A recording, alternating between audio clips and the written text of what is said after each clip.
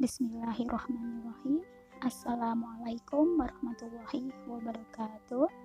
Apa kabar anak-anak ustazah yang soleh dan soleha? Semoga semua selalu dalam keadaan sehat dan selalu dalam lindungan oleh Allah Subhanahu wa Ta'ala. Hari ini kita akan belajar masih di tema ketiga, makanan sehat.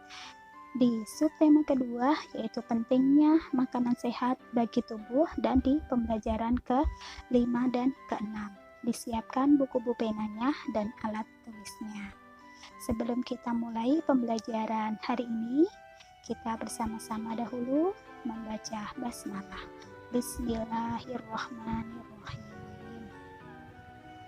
Di dalam surah Al-Maidah ayat 88 yang artinya, dan makanlah makanan yang halal lagi baik dari apa yang telah Allah rezekikan kepadamu, dan bertakwalah kepada Allah yang kamu berikan kepadanya. Di dalam surah ini sudah jelas kita diminta untuk makan makanan yang halal, yang bertujuan untuk agar badan kita tetap sehat. Di pembelajaran ini, tujuan pembelajaran yang akan kita capai nanti, yang pertama adalah siswa dapat memperagakan iklan media elektronik. Kedua, siswa dapat menemukan kata kunci pada iklan elektronik. Ketiga, siswa dapat menyebutkan gangguan pada organ pencernaan manusia. Keempat, siswa dapat menyebutkan manfaat keragaman budaya di masyarakat. Kelima, siswa dapat memperagakan tari kancet papatai. Dan yang keenam adalah siswa dapat menyebutkan properti tarian dari berbagai daerah. Oke, siap ya? Kita mulai di pembelajaran 5. Memperagakan iklan media elektronik. Di pembelajaran sebelumnya sudah kita pelajari, yaitu tentang bahasa iklan di media cetak maupun di media elektronik. Salah satunya yaitu bahasa formal dan non-formal. Kenapa digunakan bahasa tersebut? Karena di dalam iklan, bahasa yang digunakan adalah bahasa formal dan non-formal agar para penonton iklan tersebut atau yang mendengarkan iklan tersebut dapat memahami isi dari iklan tersebut. Nah, untuk dapat memperagakan sebuah iklan media elektronik, kita perlu memahami isi iklan tersebut dengan baik. Setelah memahami isi iklan, kita dapat mengingat intonasi dan visualisasi pada iklan sebelum memperagakannya. Jika perlu, kita dapat mencatat atau merekam isi dari layanan iklan tersebut sebagai acuan kita untuk berlatih memperagakannya. Nah, sudah jelas kalau kita melihat iklan di televisi, pasti ada kata-kata yang dapat menarik dari para penontonnya, yaitu yang disebut dengan kata-kata kunci. Nah, untuk dapat menemukan kata kunci dalam sebuah iklan, kita perlu memahami isi iklan dengan baik. Kata kunci iklan merupakan kata-kata konsep atau gagasan yang berkaitan dengan produk atau jasa yang ditawarkan. Seperti contohnya, iklan pariwisata menggunakan kata kunci seperti tujuan wisata, harga murah, fasilitas bagus. Iklan makanan sehat menggunakan kata kunci seperti sehat, enak, murah, tanpa bahan pengawet, mudah didapat, dan masih banyak lagi iklan-iklan yang lain. Kemarin di pembelajaran sebelumnya sudah kita pelajari tentang gangguan pada organ pencernaan manusia. Ternyata banyak sekali gangguan-gangguan yang menyerang pada organ pencernaan manusia. Seperti contohnya apa nak? Masih ingat? Oke, ada sakit gigi, sariawan, diare, sembelit, usus buntu. Nah, sekarang kita akan belajar tentang gangguan-gangguan tersebut disebabkan oleh apa ya? Nah, ternyata gangguan-gangguan pada organ pencernaan itu disebabkan oleh beberapa faktor.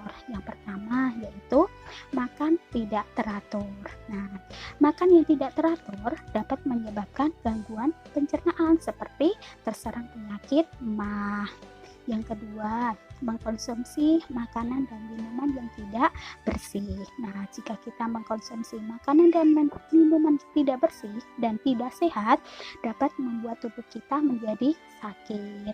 Yang ketiga, mengkonsumsi makanan yang telah basi.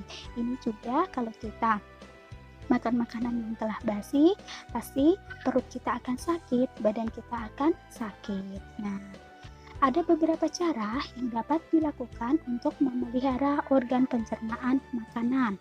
Yang pertama, makan makanan sehat dan bergizi. Yang kedua, tidak jajan sembarangan. Ketiga, menjaga kebersihan makanan dan minuman. Keempat, mencuci tangan sebelum dan sesudah makan. Nah, agar badan kita tetap sehat, aktivitas tetap berjalan, tetap semangat, kita harus memperhatikan cara-cara agar organ pencernaan kita tetap sehat.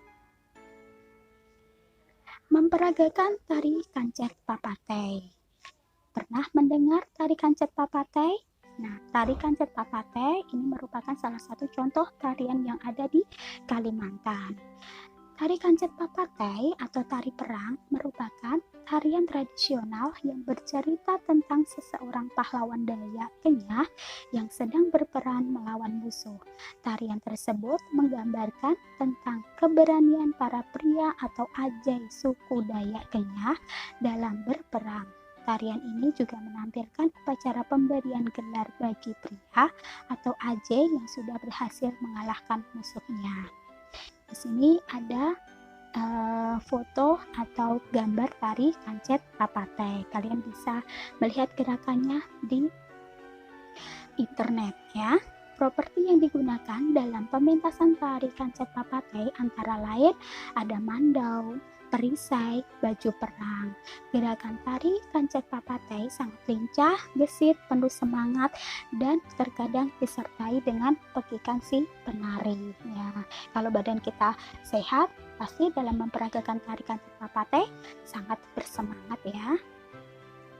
Selain tarian kancet papatei yang berasal dari Kalimantan, khususnya di suku Dayak, ada beberapa tarian dari berbagai daerah dan tarian tersebut pastinya menggunakan properti yang berbeda-beda.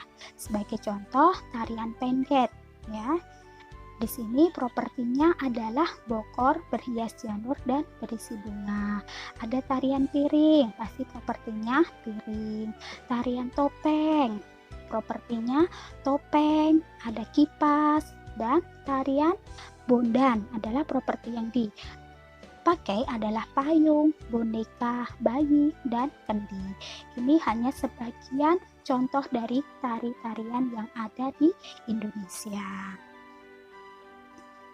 Nah, salah satu keragaman budaya yang ada di Indonesia adalah tarian. Ya, setiap daerah di Indonesia pasti memiliki tarian yang berbeda-beda. Keragaman budaya yang dimiliki bangsa Indonesia telah lama menjadi identitas bangsa Indonesia, dikenal sebagai bangsa besar dengan keragaman yang ada, tetapi mampu menciptakan kerukunan di antara perbedaan tersebut. Adanya keragaman tersebut menciptakan beberapa manfaat bagi bangsa Indonesia, antara lain yang pertama, menumbuhkan sifat nasionalisme. Yang kedua, sebagai identitas bangsa di dunia internasional. Yang ketiga, alat pemersatu bangsa. Keempat, sebagai ikon pariwisata. Dan yang kelima adalah memupuk sikap toleransi. Meskipun banyak sekali keragaman, perbedaan di setiap daerah, tetapi kita tetap menghargai perbedaan tersebut dan tetap bersatu untuk bangsa Indonesia ya. Hari ini pembelajaran saya akhirin sampai di sini. Insya Allah kita melanjutkan kembali di subtema ketiga di hari selanjutnya. Mohon maaf apabila masih banyak kesalahan dalam penyampaian materi.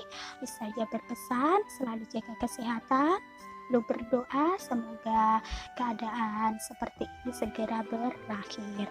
Saya akhiri sekali lagi dengan mengucap hamdalah. Alhamdulillahirabbil alamin. Wassalamualaikum warahmatullahi wabarakatuh.